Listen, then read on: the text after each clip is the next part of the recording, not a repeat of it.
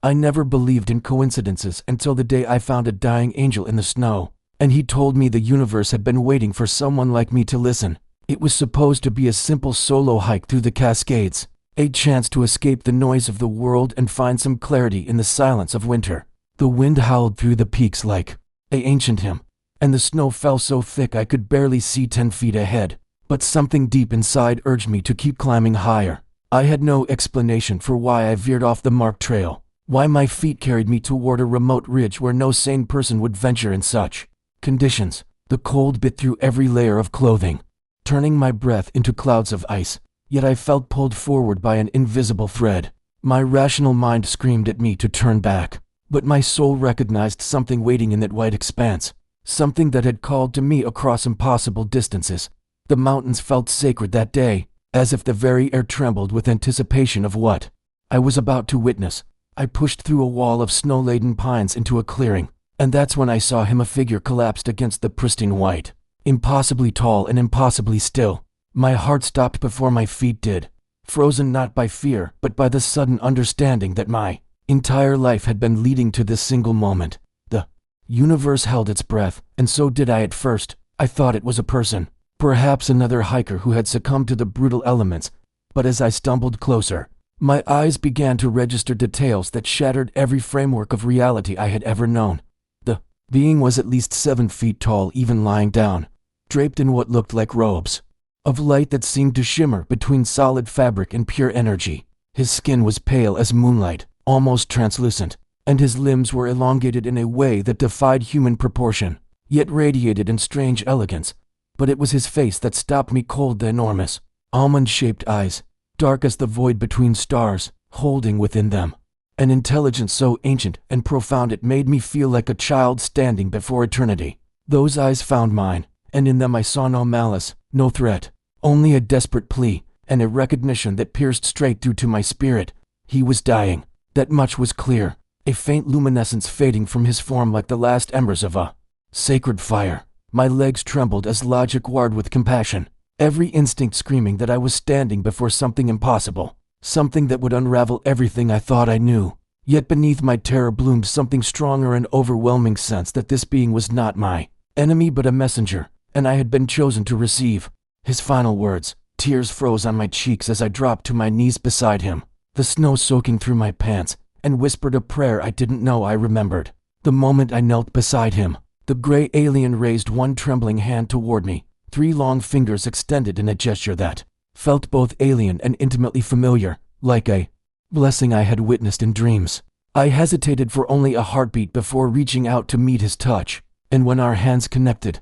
the mountains disappeared. Light exploded behind my eyes, not blinding but illuminating, as if every shadow in my soul suddenly blazed with understanding. I wasn't seeing with my eyes anymore. I was experiencing directly, consciousness to consciousness, as thousands of images and emotions flooded through me in a torrent that should have destroyed my mind but instead expanded it. I saw galaxies spinning like prayer wheels, civilizations rising and falling like breath, and woven through it all was a golden thread of purpose that connected every living thing to a source of infinite love. His thoughts poured into mine without words, a language older than speech, and I understood that he had been searching for me, or someone like me, to carry a message that would bridge worlds. My body remained frozen in the snow, but my spirit soared through visions of Earth's hidden history, guided by this dying stranger who somehow felt like a brother. I wanted to pull away, overwhelmed by the magnitude of what I was receiving, but I also never wanted it to end. This sacred communion that made me feel less alone than I ever had in my entire life. In those first moments of contact, before the deeper revelations would shatter and rebuild my faith, I simply wept at the beauty and terror of understanding we are not abandoned in this cosmos. We never have been. And the truth waiting in those ancient eyes would rewrite everything I believed about God, Jesus, and why we are here at all. The connection deepened, and suddenly I was no longer just receiving images, I was living them, breathing them, becoming part of a tapestry of memory that stretched back thousands upon thousands of years. I felt his sorrow first, a grief so profound it seemed to carry the weight of watching entire ages pass, while remaining unable to intervene, bound by laws I didn't yet understand, but could feel pressing against his consciousness like invisible chains. Through his eyes, I witnessed humanity in its infancy. Tribes gathered around fires under star-filled skies, and there, watching from the shadows, were beings like him, silent guardians observing our first prayers, our first questions about the divine. They had been there when we built our first temples, when we carved our first symbols reaching toward heaven, when we cried out in the darkness wondering if anyone was listening. I saw them standing at the edges of ancient gatherings, present but unseen, recording our spiritual evolution with instruments that seemed to blend technology and reverence into something I had no words for. What struck me most powerfully was that they were not the gods we had sometimes mistaken them for. They were witnesses, servants to something infinitely greater, humbled participants in a cosmic story that had God as its author. My heart raced as I understood this profound truth that science and faith were never meant to be enemies, but different languages describing the same magnificent reality. The aliens. Thoughts pressed deeper into mine, and I felt his urgency now, a desperate need to make me understand before his light faded completely. He showed me councils of beings gathered across dimensions, species I had no names for, all united in service to what he could only describe as the source, the prime creator, the one we call God but whose true nature encompasses far more than human language can contain. I saw worlds beyond counting, each with their own forms of life, each on their own spiritual journey, and threading through all of it was an intentional love so vast and personal it made me sob with recognition. This was not a cold, distant universe governed only by physics and chance. It was a living cathedral where every star sang praise, where consciousness itself was the evidence of divine breath, where the laws of nature were love made manifest in pattern and form. The gray being squeezed my hand with fading strength, and I felt his gratitude that I wasn't running, that I wasn't rejecting this impossible merger of everything I thought I knew about heaven and everything I thought I knew about the cosmos. He showed me that his people had been asking the same questions we ask: why do we exist? What is our purpose? Is there meaning beyond survival? And they had found their answers not through technology alone, but through opening themselves to the spiritual realm that undergirds all physical reality. As the visions continued to cascade through my consciousness, I began to understand why he was dying here, now, and why he had called to me across the frozen wilderness. His kind had made mistakes, he confessed through the wordless communion, times when they had interfered too directly, moments when they had been mistaken for gods and had not corrected the misunderstanding strongly enough. They had learned humility through millennia of service, coming to grasp that they were not the pinnacle of creation, but fellow children of the Most High, privileged to witness, but never to control the beautiful unfolding of divine will across galaxies. He showed me his species kneeling in their own forms of worship. Their advanced minds bowed before the mystery that transcended all knowledge, their ships carrying not just explorers, but pilgrims seeking to understand the Creator through his countless expressions. I felt his loneliness then, the isolation of knowing so much yet being unable to share it with those who needed it most. Watching humanity struggle with questions his people had already answered while being forbidden to simply hand over the truth, we had to discover it ourselves. He conveyed with aching clarity, because spiritual maturity cannot be given, it must be chosen, earned through the slow and painful process of seeking, doubting, and ultimately surrendering to love. His presence here was already a violation of protocols I sensed had governed his species for ages. But he was old, dying, and couldn't bear to pass from this existence without trying to bridge the gap one final time. Then the visions shifted, focusing now with laser intensity on a single point in history, a single moment that changed everything across dimensions, and I felt him drawing me toward the revelation that would define everything else. He needed me to understand. He prepared my mind and heart for what came next, wrapping my consciousness in a protection I could feel as tangible as an embrace, because what he was about to show me the truth about Jesus, about the crucifixion, about the cosmic significance of that sacrifice would either transform me entirely or break me beyond repair. I felt myself trembling in the snow, tears streaming down my frozen face, as the gray alien used his last reserves of strength to guide me toward the moment when heaven touched earth in a way his ancient species had never witnessed before. The moment when God himself entered creation not as observer, but as participant, and nothing in the universe had been the same since. The gray's consciousness pulled me backward through time, and suddenly I was standing not physically, but as a presence woven into memory itself at the edge of ancient Mesopotamia, watching the sun rise over mud brick structures that would become legends. I could see them clearly now, beings like the one dying before me, moving carefully through crowds of humans who were building something magnificent, their minds reaching toward concepts of law and order and divine justice. These visitors didn't interfere directly, but I felt how they nudged, how they inspired, how they planted seeds of understanding in the fertile soil of human consciousness that was just beginning to grasp abstract thought. I watched one of them stand invisible beside a Sumerian priest king as he received what he believed was divine inspiration for a code of laws, and I understood with startling clarity that the inspiration was genuine, flowing from God through channels both spiritual and physical. Using these ancient travelers as instruments of providence, they were gardeners in the Lord's vineyard, I realized, not creating the fruit but tending the conditions that allowed it to grow. My breath caught as the vision shifted to Egypt, where I saw these beings observing the construction of temples, their presence recorded in hieroglyphs that depicted them as gods with elongated heads, a misunderstanding they tried to correct but couldn't fully prevent without revealing themselves completely. The aliens' thoughts carried me forward through history like pages turning in a cosmic book, each scene more overwhelming than the last as I witnessed the invisible architecture of divine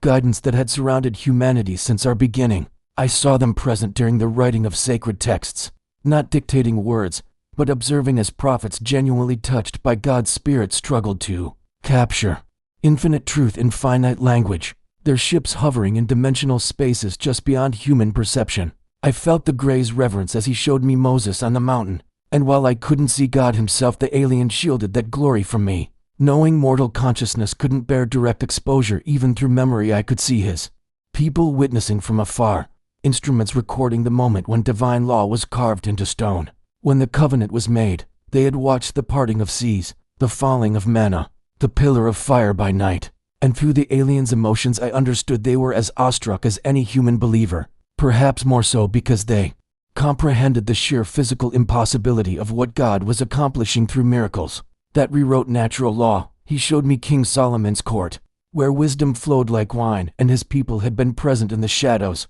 earning from human spirituality even as they observed it, discovering that despite their advanced knowledge, they had much to understand about faith, hope, and love from these short-lived but passionate children of Earth. The timeline accelerated, and I gasped as I was pulled through centuries of human spiritual evolution, watching his species bear witness to Buddha's enlightenment under the Bodhi tree, to Muhammad's night journey, to countless saints and mystics across cultures who touched the divine and brought back fragments of eternal truth. What struck me with the force of revelation was that the alien showed me these moments, not as separate traditions, competing for truth, but as facets of a single diamond, each reflecting the same divine light, through different cultural prisms, each genuine in its encounter with the sacred. His species had documented all of it, I understood, maintaining records that spanned millennia, archives that proved humanity's consistent, persistent, beautiful reaching toward God despite our flaws and failings and frequent stumbles into darkness.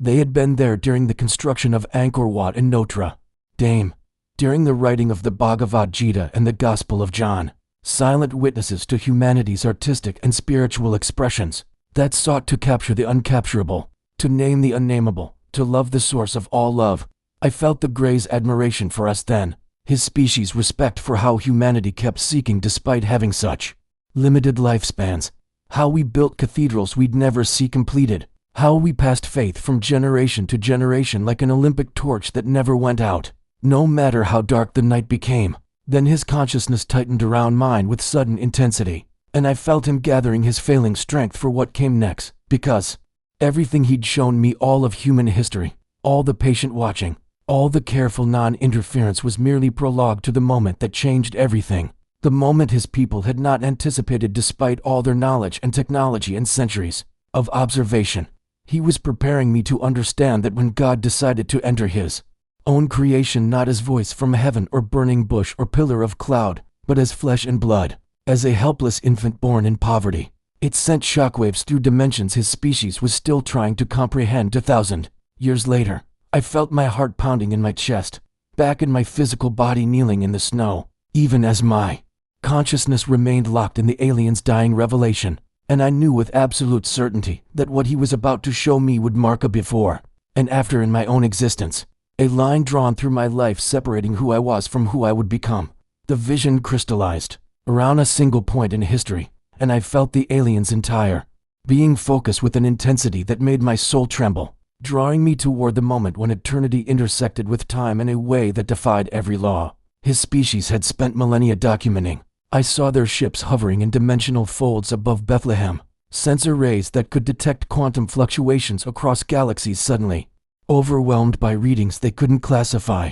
a signature of power that didn't register as energy or matter, but as something fundamentally other, something that preceded physics itself. The Grey's memory carried the confusion and wonder of his people as they watched a young woman give birth in conditions their medical technology could have easily improved, yet they were frozen in reverent paralysis, understanding instinctively that intervention would be sacrilege, that what was unfolding was so far beyond their comprehension, that their vast knowledge became irrelevant as dust before a star. Through his consciousness I felt what they felt, the presence of divinity not as abstract concept but as tangible reality, condensing itself into human form, accepting all the limitations and vulnerabilities of flesh while somehow remaining fully itself, fully infinite, while becoming beautifully finite. We thought we understood incarnation, the alien's thoughts, whispered directly into mine, bypassing sound entirely, his mental voice, carrying harmonics of awe that had not diminished across 2,000 years of remembering.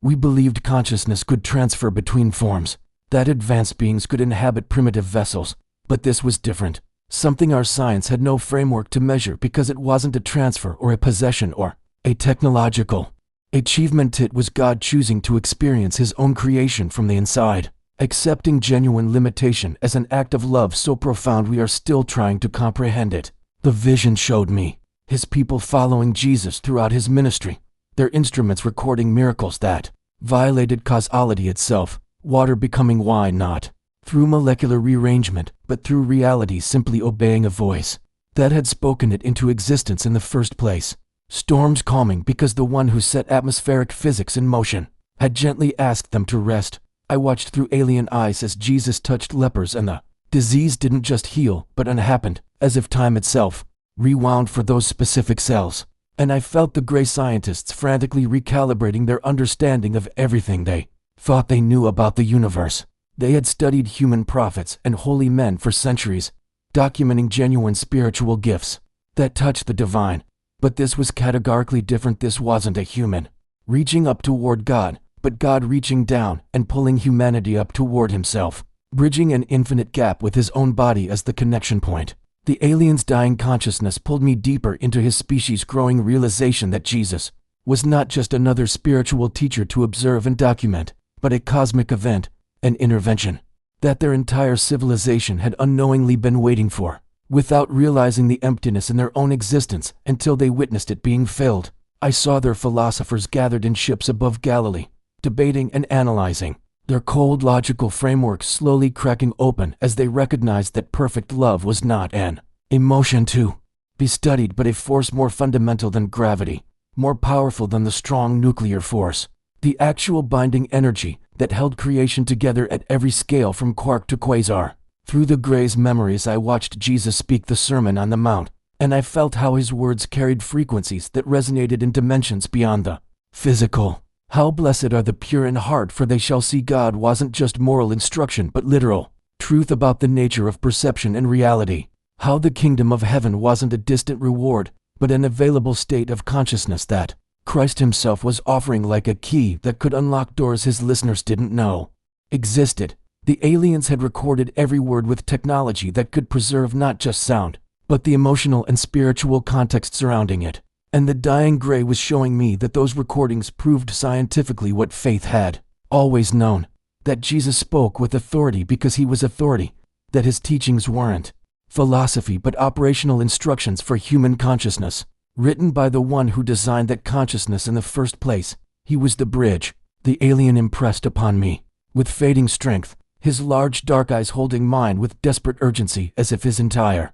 purpose for surviving until this moment was to pass this single truth to someone who would carry it forward into a world that had forgotten how to see, not just between God and humanity, but between all creation and its creator, between every world that ever wondered if the universe was accident or intention, between the physical realm we can measure and the spiritual reality that underlies it, giving it meaning and purpose and direction toward love. I saw through his memory how Jesus had looked up at the sky one evening, his human eyes unable to see the ships hovering in folded space, but his divine awareness acknowledging their presence with a slight smile that communicated across dimensions. I see you. I know you. You too are called to the Father's house. With its many rooms, you too are loved beyond your capacity to understand. You too are invited into the eternal communion where all consciousness that chooses love will eventually gather, regardless of what planet gave it birth. The vision showed me alien beings weeping without tears, experiencing something their emotional architecture had never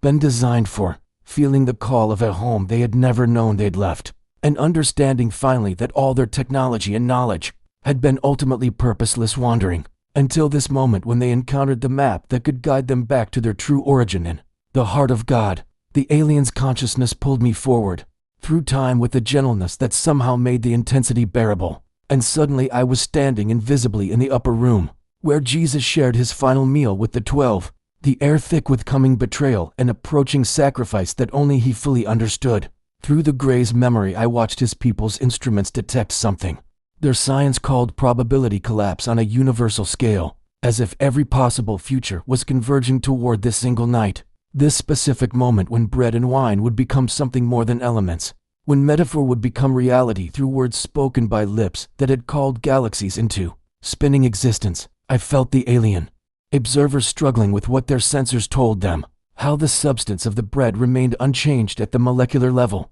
yet became fundamentally other at a level of reality their technology couldn't penetrate, how Jesus was performing not a trick or even a miracle, but a redefinition of what was possible when divinity intersected with matter through intentional love. The Gray's memory carried absolute certainty that this was the moment when the gap between creator and creation began to close in a way that would never be reversed, when God established a pattern for permanent presence within the physical world that transcended the limitations of a single human lifetime. His thoughts whispered to me with reverence that bordered on fear. We witnessed the impossible choosing to be possible, the eternal deciding to be accessible, and we understood that we were seeing the hinge point upon which all of history and all futures would turn. The vision shifted and I found myself suspended in the night air above Gethsemane, surrounded by invisible watchers from distant stars who had followed this unfolding drama, with growing comprehension that their own existence was somehow dependent on what happened next. In this small garden on this unremarkable planet, through the alien's experienced memory I watched Jesus pray with an anguish so human it confirmed his genuine incarnation, yet with a surrender so complete it revealed his unbroken unity with the Father. And I felt how the Gray observers finally understood that God was not distant or detached, but so intimately involved with creation that he would experience its suffering from the inside, rather than simply commanding it from the outside. Their instruments recorded dimensional stresses as the weight of humanity's separation from divine love pressed down upon a single person who had volunteered to carry it. And I sensed their species' most advanced physicists realizing that sin was not just moral failure, but actual corruption of the fabric of reality itself, a breaking of the harmonic frequencies that maintained creation's coherence, and only the one who had composed that original harmony could restore it. By entering into the dissonance himself, I heard the alien's mental voice breaking with emotion even thousands of years after witnessing it. He could have called legions of angels, could have stepped sideways into higher dimensions, beyond his captor's reach, but he stayed. He remained vulnerable. He chose the suffering because the repair required someone who was simultaneously human enough to stand in our place and divine enough to bridge back to the Father. The memory intensified beyond what I thought consciousness could endure, and I was suddenly present at Golgotha, seeing through alien eyes what the Gray had shown me glimpses of before, but now experiencing in its devastating fullness. The moment when God allowed himself to be killed by the creatures he had made from love. I watched the Gray's people hover in their ships with every weapon and healing technology they possessed, desperate to intervene yet held back by an understanding deeper than instinct that this death was not defeat but victory, not ending but beginning, that somehow the spilling of this innocent blood was undoing every separation between matter and spirit, between justice and mercy, between humanity's failure and God's faithfulness. Through the alien senses I felt the exact instant when Jesus released his spirit, and the universe shuddered, not metaphorically but literally, as if the death of God-made flesh created a shockwave that propagated backwards and forwards through time simultaneously, touching every conscious being that had ever existed or would ever exist with an offer of reconciliation that transcended species and planets and dimensions. The Gray impressed upon me with the last reserves of his failing strength. We measured reality breaking and remaking itself, death losing its absolute power, the barrier between physical and spiritual existence becoming permeable in a way it had never been before, and we understood that he hadn't come just for humanity but for everyone, for all the lost and searching consciousness scattered across the stars who needed to know they were loved enough that God would die to prove it. As the vision began to fade, I saw through the alien's memory the moment 3 days later when their sensors detected an energy signature returning to the tomb they'd been monitoring, and life reasserted itself in a body that had been genuinely dead, not resuscitated but transformed, physical yet no longer bound by physics. And the Gray observers, as the vision began to fade, I saw through the alien's memory the moment 3 days later when their sensors detected an energy signature returning to the tomb they'd been monitoring, and life reasserted itself in a body that had been genuinely dead, not resuscitated but transformed, physical yet no longer bound by physics. And the Gray observers realized they were witnessing the fundamental theorem of existence being rewritten in real time. Through his fading consciousness, I felt what they felt, a mixture of scientific ecstasy and spiritual terror, as Jesus walked through solid matter, appeared in locked rooms, ate fish to prove his physicality yet vanished like thought itself, demonstrating that resurrection was not a return to the previous state, but an elevation to something new, something that married matter and spirit in a way their philosophy had declared impossible. The alien's memory showed me his people's eldest scientists weeping as their instruments confirmed the readings, understanding that death had been invaded from the inside and defeated on its own territory, that the curse of entropy and decay that plagued all biological life across every world had been fundamentally challenged by one man's return from the absolute boundary. I felt the Gray's own tears in that moment millennia ago, felt how it shattered his species' assumptions about the permanence of physical laws, how it proved that love was not merely an emotion, but a force more powerful than gravity or time, capable of pulling life back from the void when wielded by someone who was simultaneously inside creation and its source. The dying alien's grip on my hand tightened with surprising strength as he pushed the memory deeper, showing me how his people followed the resurrected Christ during those 40 days when he appeared to hundreds of witnesses, and I saw through their instruments how his body existed in multiple dimensional states simultaneously,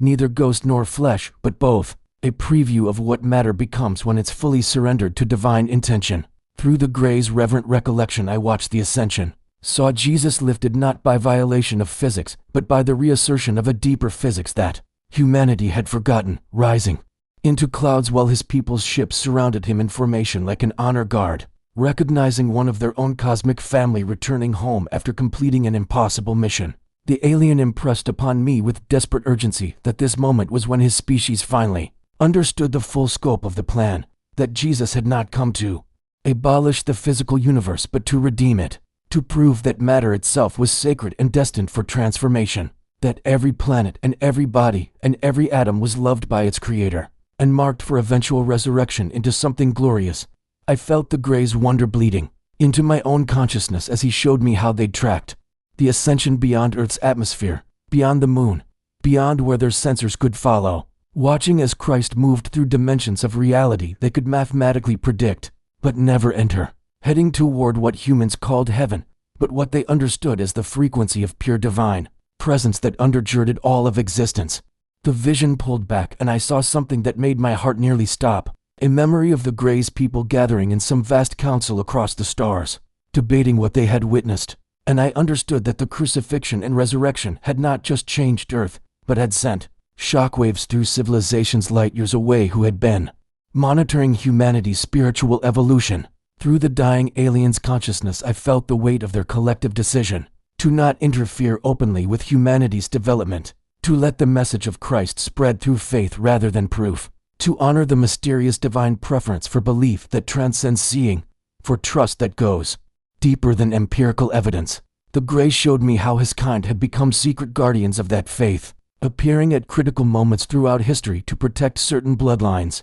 to inspire certain visions, to gently guide without controlling, always serving the larger plan that God had initiated through his Son. I sensed the profound humility in this ancient being as he confessed through our joined minds that his species, despite their technology and knowledge, had learned more about love from watching one human sacrifice than from 10,000 years of their own philosophical advancement. His mental voice carried the weight of ages as he whispered into my understanding that they had seen God bleed, had watched divinity choose weakness, and it had transformed them from observers into worshippers, from students of the universe into servants of the one who made it. The Gray's body shuddered against the snow, and I felt his life force diminishing rapidly. But he held my gaze with those enormous dark eyes and pushed one final image into my mind, a vision of Earth as seen from space, surrounded by countless ships from countless worlds, all watching, all waiting for humanity to mature enough to join them, all hoping that the message of unconditional love that Jesus embodied would finally take root,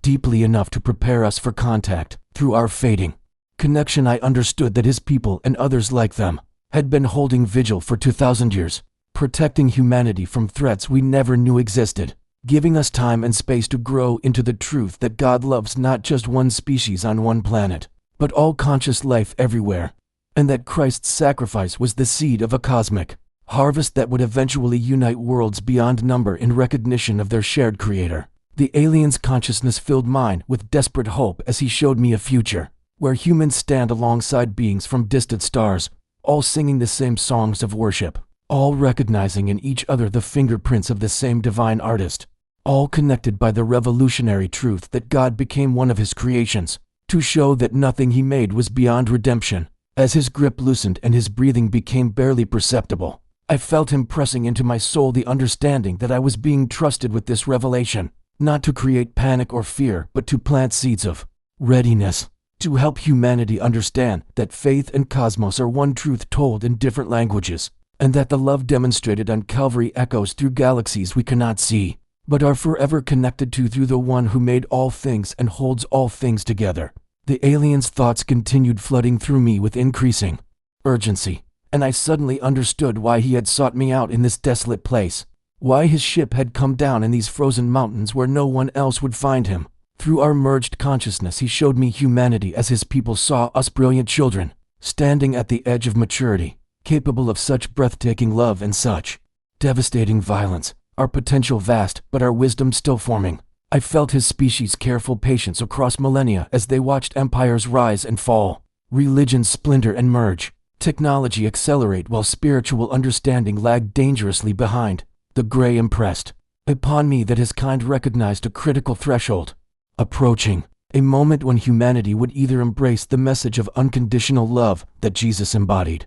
and step forward into cosmic community, or reject it and spiral into self-destructs before ever knowing we had family waiting among the stars. His mental voice carried both hope and anxiety as he showed me how Jesus' teachings were never meant for Earth alone, but were a universal key, the fundamental frequency that allowed beings from any world to harmonize with divine love and join what he called the communion of enlightened civilizations. Through his weakening consciousness, I saw glimpses of worlds I could barely comprehend, planets where beings of pure energy worshiped the Creator through songs that lasted centuries, crystalline civilizations that had structured their entire existence around principles of selfless love, aquatic species who had discovered Christ's message through their own visitations and recognized it as the same truth their prophets had spoken in different words. The alien showed me vast gatherings that transcended physical space, assemblies of representatives from thousands of worlds who had all independently arrived at the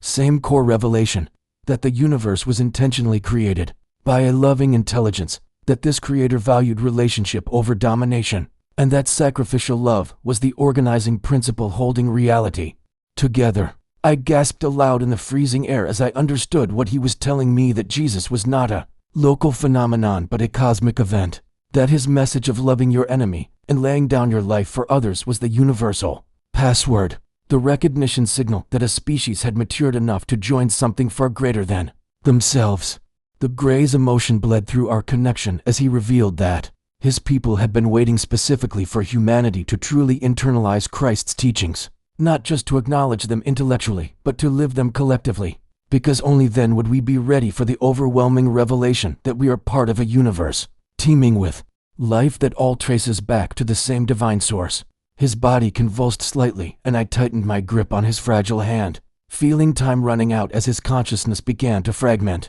Through the chaos of his fading thoughts came one crystalline clear message: his species had been given permission by the divine authority itself to occasionally intervene, to nudge humanity at crucial moments, but never to override the fundamental gift of free will that the Creator had embedded in every conscious being. I saw flashes of their subtle interventions throughout history, appearances to prophets that inspired visions, technological hints given through dreams to inventors, mysterious protections thrown around certain individuals whose survival was critical to the plan's unfolding. The alien wanted me to understand that they were not gods and never claimed to be, but rather older siblings in a cosmic family, servants of the Most High who had been trusted with guardianship duties while humanity grew. Through its tumultuous adolescence, his mental whisper carried profound reverence as he explained that watching Jesus walk among humans had taught his species what they most needed to learn: that advancement without love is worthless, that power without compassion is darkness, and that the greatest force in all creation is a love willing to die for the beloved. Through our dimming connection, I felt his desperate plea that I help others understand that faith in Christ and openness to cosmic reality are not contradictions, but complementary truths. Two verses in the same eternal psalm. The Gray's enormous eyes began to lose their focus, but he marshaled his remaining strength to press one final understanding into my trembling soul: that the galactic communion was not waiting for humanity to abandon Jesus, but to fully embrace him, because his message of radical love and resurrection hope was precisely what qualified a civilization for contact with the wider universe. I wept openly as I felt the weight of what he was entrusting to me, the impossible burden of carrying a truth that would sound like madness to most who heard it. Through our fading bond, I sensed his people's longing for the day when humans would look up at the stars, not with fear, but with recognition, understanding that the lights in the darkness are homes where other children of the Creator also struggle and hope and worshipped. His consciousness whispered that Earth's time of isolation was nearing its end, that the prayers of saints across 2,000 years were about to be answered in ways no theology had quite imagined, and that the return of Christ would not be to one planet alone, but a cosmic revelation that would unite all worlds in simultaneous wonder. As his life force guttered like a candle in wind, I felt him blessing me with a gratitude that transcended species, thanking me for bearing witness to his final moments, and accepting the sacred responsibility to prepare hearts for a convergence of heaven and cosmos that would forever change what it means to have faith. With trembling fingers still interlaced with his, I watched as the Gray's other hand moved slowly toward a concealed fold in what I had thought was his skin, but now realized was some kind of bio-integrated suit. His mental voice grew faint, but purposeful as he withdrew something that made my breath catch, a crystal unlike anything I had ever seen, perhaps the length of my thumb, but seeming to contain entire galaxies within its translucent depths. Even in the dim light of the overcast mountain sky, it pulsed with an inner luminescence that shifted through colors I had no names for, warm against the bitter cold that numbed my face and hands. As he pressed it into my palm, I felt an immediate warmth radiate up my arm and into my chest, not merely physical heat, but something alive, something aware that recognized me as surely as I now recognized it. Through our weakening connection, the alien explained that this object was both proof and tool, a crystalline archive containing not just the visions he had shared, but documentation his people had compiled across thousands of years of observing Earth. I gasped as I understood that within this small object lay images of their presence during the construction of ancient temples, recordings of their vessels hovering unseen above gatherings of the faithful, even testimony from his ancestors who had witnessed the Star of Bethlehem, which had not been a star at all but their own craft, guiding the wise men according to divine instruction. The crystal grew warmer in my grip as if responding to my racing thoughts, and the Gray's mental whisper conveyed that it would only reveal its contents when I had found those whose hearts were prepared to receive such shattering truth without losing their faith. I felt tears freezing on my cheeks as he impressed upon me that this was not evidence meant to replace belief with mere knowledge, but rather a bridge to help seekers understand that God's creation was far more magnificent than any single world could contain. He showed me a flash of future Possibility myself standing before gatherings of people hungry for meaning. The crystal projecting holographic records that would make the reality of cosmic Christianity undeniable. Hearts opening not to worship his species, but to expand their love of the Creator who had filled countless worlds with conscious beings all seeking the same divine connection. The aliens fading. Consciousness carried both warning and encouragement as he explained that some would reject this revelation entirely, too threatened by an expanded vision of God's kingdom, while others would recognize it immediately as the missing piece that made everything finally make sense. I felt the weight of responsibility settle into my bones as I understood I was being entrusted with nothing less than the next chapter of humanity's spiritual evolution, a role I had never sought but could not now refuse. Through the dimming bond between us I sensed his species' careful planning behind this moment, how they had observed me from a distance for years, recognizing in my prayers and struggles a heart that could hold paradox without breaking, someone who loved Jesus deeply enough to accept that his significance was even greater than traditional teaching suggested. The Gray wanted me to know that I was not chosen because I was special in myself, but because I was willing, because my faith was strong enough to be challenged and emerge transformed rather than destroyed. As the crystal's warmth continued spreading through my body, I received downloaded understanding of how to activate its stored knowledge, how to discern when the time was right to share specific revelations, how to protect it from those who would use such proof for power rather than enlightenment. His mental voice carried a tone of sacred commissioning as he revealed that others before me had been given similar tasks throughout history, bearers of cosmic truth who had planted seeds in human consciousness that were only now beginning to germinate. I wept with the beauty and terror of it as I understood that prophets and mystics across every tradition had perhaps encountered his kind or others like them, receiving pieces of the same infinite puzzle that all pointed toward the same loving Creator. The alien's enormous eyes fixed on mine with fading intensity as he used the last of his strength to impress one final instruction into my consciousness, that the crystal contained not just historical evidence but a communication device that would activate when humanity reached the necessary threshold of collective spiritual maturity. I felt my heart pound as I understood that this object would someday allow direct contact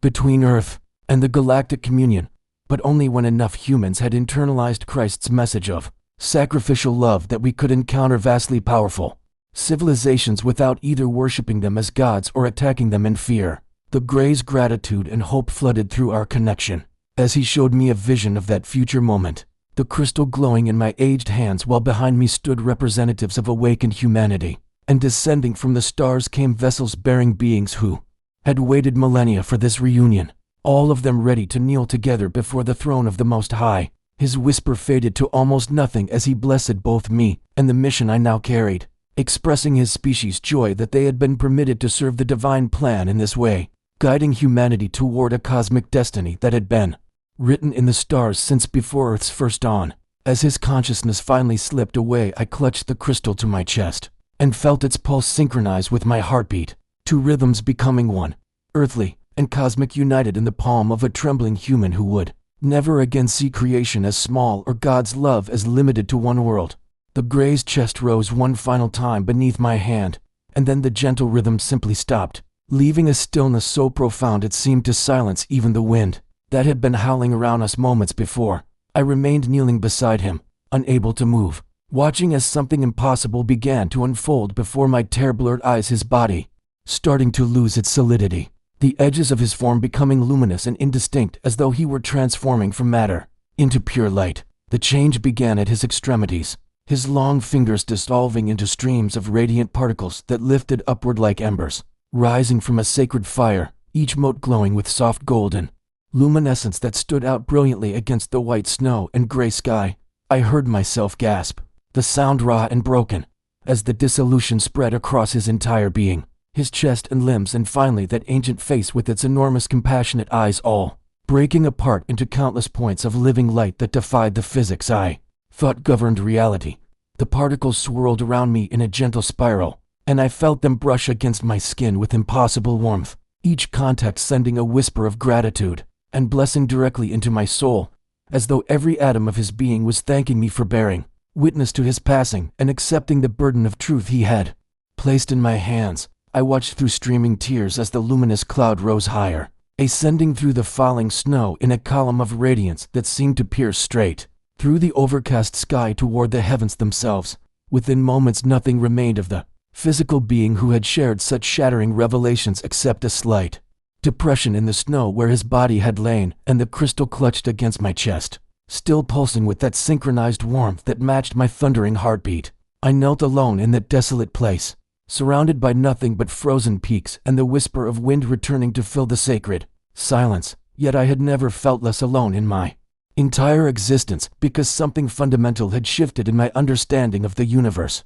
and my place within it. The weight of what I now carried, both the physical crystal and the burden of cosmic truth, pressed down on my shoulders until I collapsed forward, my forehead touching the cold snow where the gray had lain, and I wept with an intensity that shook my entire body. These were not tears of grief alone, but something far more complex, an overwhelming surge of awe and terror and gratitude and responsibility all tangled together, until I could not separate one emotion from another, could not tell where my old self ended and this new transformed being began. I wept for the beauty of what I had witnessed, for the loneliness the gray must have felt dying so far from his home, for the magnificence of a God whose love extended across galaxies and species I had never imagined existed. I wept because my faith had not been destroyed but exploded outward into something so vast it threatened to shatter my limited human comprehension. And I wept because I knew with absolute certainty that I could never return to the comfortable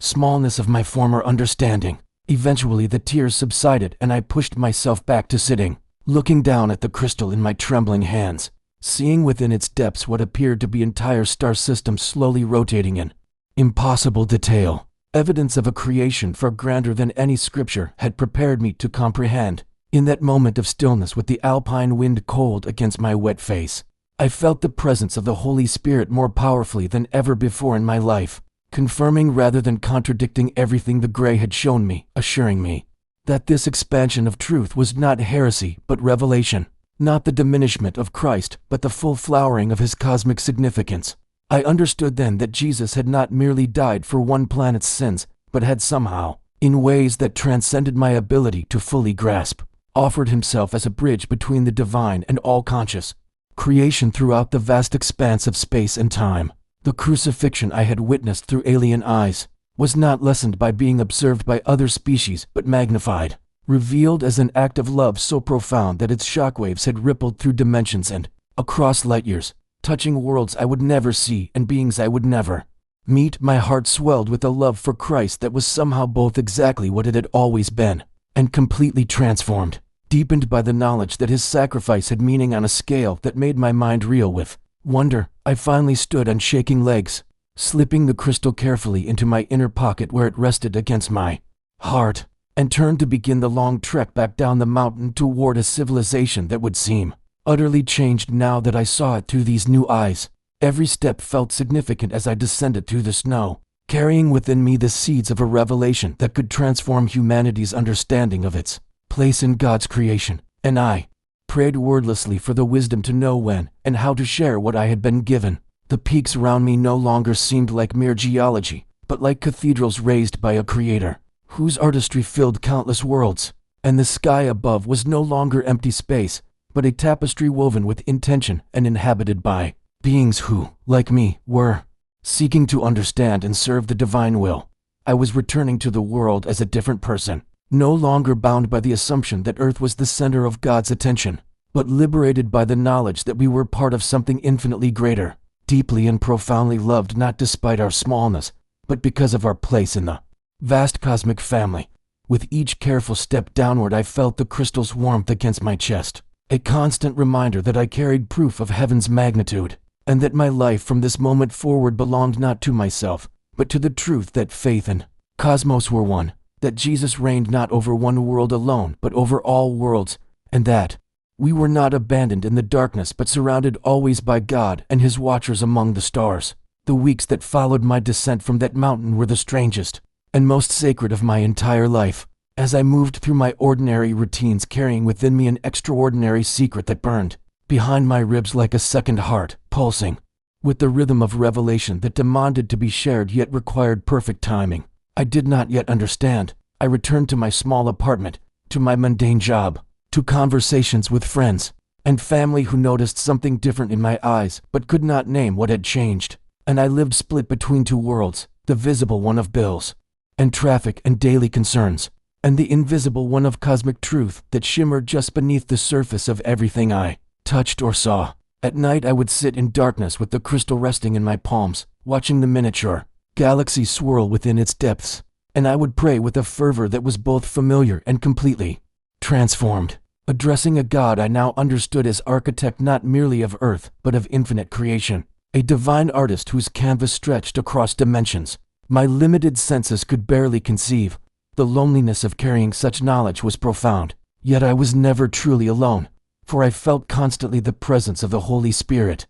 guiding my steps, and the memory of those ancient compassionate eyes reminding me that I was part of something far greater than my individual existence. As months passed, I began to notice synchronicities that seemed too purposeful to be coincidence. Strangers crossing my path who asked questions about faith and meaning with a hunger in their voices that suggested they were ready to hear larger truths. Moments when the veil between ordinary and extraordinary grew thin enough that I could almost glimpse the divine machinery humming beneath the surface of reality. I started speaking more openly about my understanding that God's love was not contained by our small definitions, that Jesus came as light into darkness not for one species alone, but as a cosmic principle of divine love, made manifest in flesh. And I watched how these words resonated with people who had felt confined by religious boxes too small to hold their expanding sense of the sacred. Some thought me strange or heretical, backing away with concerned expressions that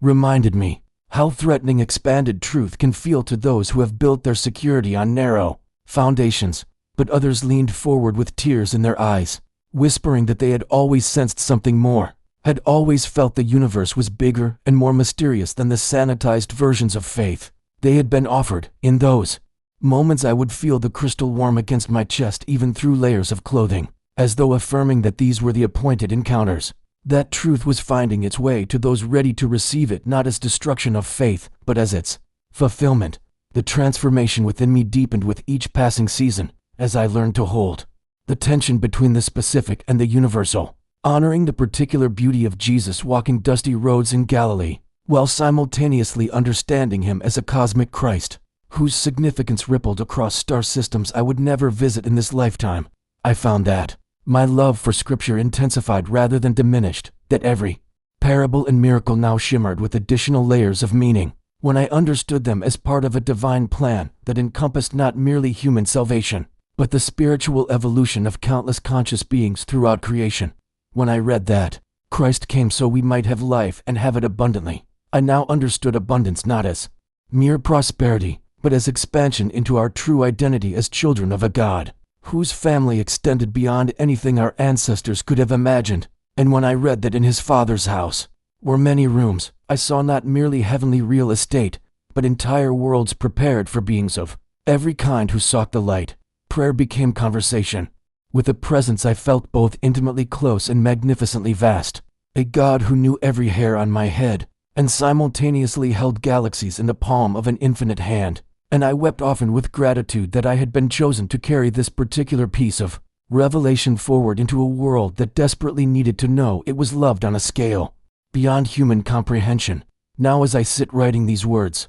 fulfilling finally the purpose the Gray entrusted to me with his dying breath, I do so not to destroy anyone's faith but to expand it, to invite you into a larger room within the Father's house where the walls are transparent to starlight and the family table is set for guests from across the cosmos. I testify that Jesus Christ is Lord not merely of earth but of all creation, that his sacrifice on Golgotha sent shockwaves through dimensions we cannot see, that the resurrection was victory not over one planet's death, but over the darkness that threatens consciousness wherever it emerges in God's vast garden. I have held in my hands proof that we are not alone, that we have been watched over and guided by beings who themselves bow before the same divine throne we approach through Christ. And I have felt in the depths of my transformed soul that this knowledge is not meant to diminish our Savior, but to reveal the full magnitude of his glory. The crystal remains with me, still, warm and pulsing with captured starlight, waiting for the day when humanity is ready to see its contents and understand that faith and cosmos were never separate. that the God who walked among us in human form did so as part of a love story that encompasses every world circling every star, and that we are invited now to take our place not as the center of creation, but as beloved participants in a communion that stretches beyond the edges of space into the eternal heart of the divine. I return to the world forever changed, carrying impossible truth made possible by grace, and I tell you with every fiber of my being that we are not abandoned in the darkness but surrounded always, profoundly, magnificently by God and His watchers among the stars. Could you handle a truth that expands your faith beyond everything you've ever known? Subscribe to continue this journey into the mysteries that connect heaven and earth.